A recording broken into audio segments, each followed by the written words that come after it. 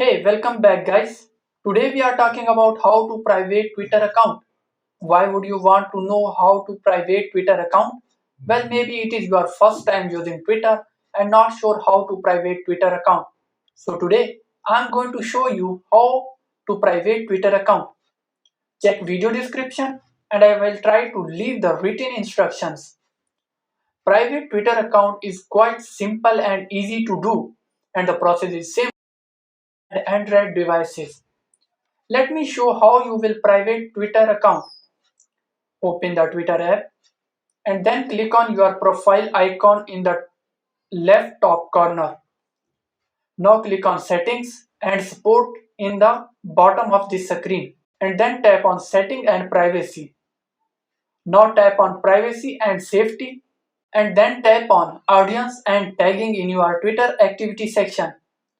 Now you can private your account in this page by just drag the slider turn on. Next, to protect your tweets. After protecting your tweets, only current followers and the people you approve in the future will be able to see your tweets. So there you go.